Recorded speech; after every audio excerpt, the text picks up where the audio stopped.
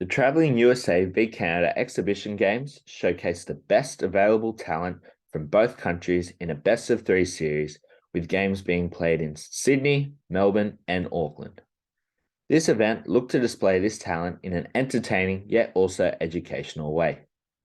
The purpose of these games being played in Australia and New Zealand is to introduce more people globally to the sport of ice hockey in the hope to increase participation and viewership in both countries. The event I will be focusing on took place at the Kudos Bank Arena, located in Homebush, Sydney, Australia. With 2 games being played, the event's runtime was expected to be approximately 3 hours, 6 p.m. through till 9 p.m. The date held was the 20th of May, just 2 weeks after the conclusion of the NHL regular season. The dates corresponding near perfectly for the Ice Hockey Classic event team, making Kudos Bank Arena venue a no-brainer when deciding where to host this event. Here's a shot of the venue layout with all of the arena's included amenities, along with exits that are important when undergoing the risk assessment that I will be addressing later in this presentation. Due to limited slide space, I have added just one piece of a very detailed resource list that helps event planners keep every aspect of their operation in mind, as there are many elements that need to be met to meet event requirements. As you can see from this brief slide addressing all the staff required at this event, this is a very thorough list including other pieces such as electronic equipment, in-venue signage, and other marketing material for advertising outside of venue, just to name a few. As well as being able to sort the many moving parts into categories, resource lists also assist in tracking event finances. For this particular event, a large majority of the staff were provided by the venue, in which they may have also outsourced themselves.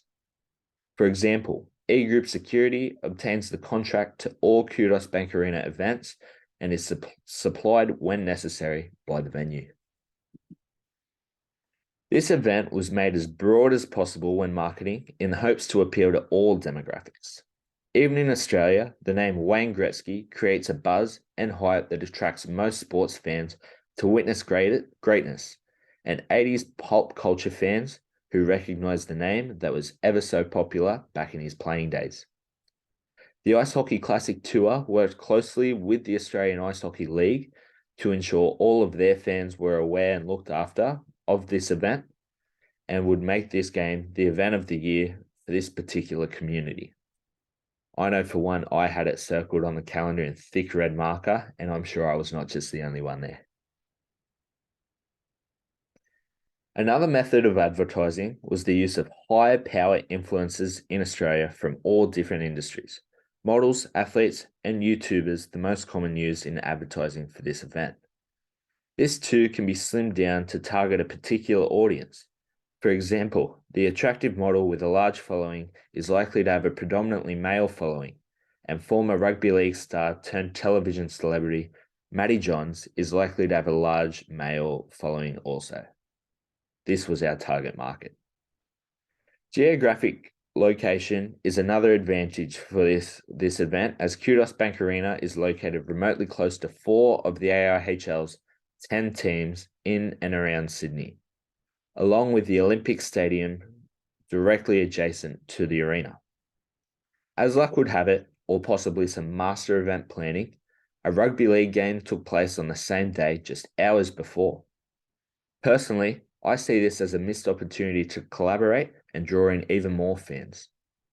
I would have arranged deals for the rugby league fans who will already be in the Homebush area for what was the Bulldogs v Rabbitohs game that wrapped up 2 hours before, and potentially strike up a combo deal with the NRL and surrounding hospitality venues, including appealing discounts to each to kill the time in between the 2 events. All parties involved would benefit, and not only are these potential attendees in the vicinity of the event, but they also fit the demographic by purchasing tickets to another fast-paced physical sporting match. Just like any other event, the importance of looking after your sponsors in the attempt to create a long-lasting partnership is essential for event funding. Being an ice hockey match, there are many opportunities for companies to have their brand on all products seen on jerseys, the boards, the jumbotron, the benches, helmets, or even painted onto the ice. As a return on investment, sponsors may find it difficult to track how much exposure they actually received and if sponsoring this event was really worth it. This highlights the need for the VIP experience they should be receiving when attending. As I will be touching on in the ticketing slide, the sponsors package includes catering and seats or tables closer to the action, and potentially merchandise depending on the sponsorship level, platinum, gold, silver, or bronze in this particular event's case. The ticket sales were outsourced through Ticketek as required by the Kudos Bank Arena with their venue partnership. As ice hockey tickets are not exactly in high demand in Australia, and the Kudos Bank Arena is such a large building, the average ticket price point was low to encourage a larger attendance and keep the event appealing to the public that were just looking for something to do on a Saturday night. Like any event, there were also the luxury, more expensive tickets that were of interest to committed fans that offered things such as a meet and greet with players after, a locker room tour, seats closer to the action, and even a morning scrape with the Wayne Gretzky, as opposed to the regular base price seat selling at $60 per adult. These tickets ranged from $400 to $1,000. Sponsors and partners were also set to be treated like royalty, with catering and beverages available throughout the entirety of the event down at a roped-off section by ice level. With doors to the game opening at 6 p.m. in the west of Sydney, attendees are urged to allow extra time to take public transport to dodge the rush hour traffic. However, on-site paid parking is still available. The Sydney Olympic Park was originally designed for a large audience of hundreds of thousands of fans from all over the world and has hosted many larger concerts without an issue. Therefore, crowd flow was not expected to be an issue at this particular event. With the nature of the sport, it is required that paramedics and an ambulance is present on site, as well as first aid available for the patrons in attendance. Another risk associated with the nature of this event is the use of pyrotechnics throughout, most commonly after a goal is scored. In preparation for this, the Homebush Fire Department would need to be made aware of the event, pyrotechnicians to be fully trained to react accordingly in the event of a mishap, and all attendees to be made clear of the emergency exits. Post-event is just as important in performing a successful shutdown as the setup, especially when the next event approaching only gives a limited time slot. Bumping, as referred to in the events industry, is a vital skill that all equipment managers require. The ability to load and unload event equipment not only can affect your event, but any upcoming events also. When booking the venue, the Ice Hockey Classic team would have needed to pick a weekend in which both the Saturday and Sundays were vacant to ensure sufficient time to pack and load their equipment for the trip to Melbourne, along with the disassemble process of the boards and ice.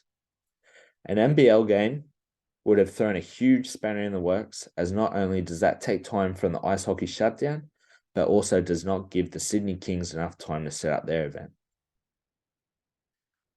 Lastly, the most important question after all is said and done is, was the event a success, and can we run it again at a profit? While most answers can be obtained from event statistics such as the number of tickets sold, the most valuable post-event information comes in the form of a survey from those who actually attended and consumed the event. In my personal opinion, the Ice Hockey Classic was a huge success and continues to succeed in obtaining their goal of raising awareness of the sport in Australia year after year. Thank you for listening to my presentation, and sorry for the couple hiccups.